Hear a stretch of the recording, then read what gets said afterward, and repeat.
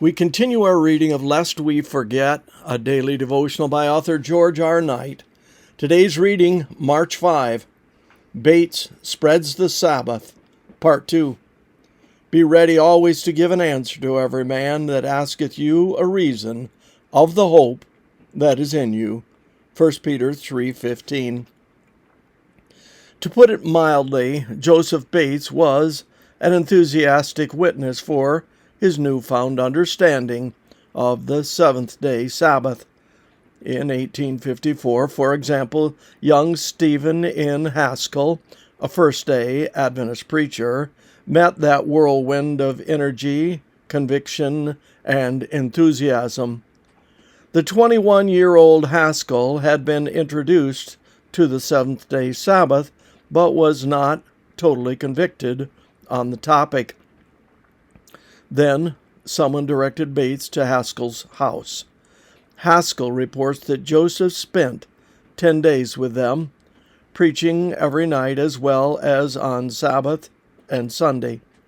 But beyond that, the irrepressible Bates held a Bible study for Haskell and a few others from morning until noon, and from noon until night, and then in the evening until the time we went to bed.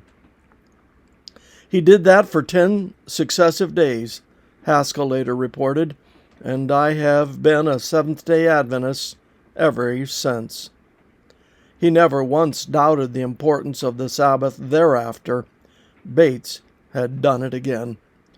But he wasn't always successful in his witness. One of his greatest failures took place in August 1846, the month he first met a young Christian Connection preacher and his girlfriend, James White and Ellen Harmon. Bates, of course, let loose one of his extensive Bible studies on what had become his favorite topic. The result? Failure. Total failure. Both rejected his teaching on the seventh-day Sabbath. Ellen recalled that Elder Bates was keeping the Sabbath and urged its importance. I did not feel its importance and thought that Elder Bates erred in dwelling upon the fourth commandment more than upon the other 9. 1888.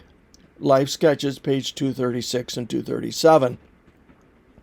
His meeting of James White and his future wife weren't the only important events to take place in August 1846. That month saw the marriage of James and Ellen, and it also witnessed the publication of Bates' first little book on the Sabbath entitled The Seventh-Day Sabbath, a Perpetual Sign. But before turning to those events, we need to look a little bit longer at Bates. We can learn at least 3 lessons from him. First, that it is easy to become one-sided and unbalanced in our presentation of the biblical message. Second, that even the most zealous fail from time to time. Third, that failure is not an excuse to stop trying.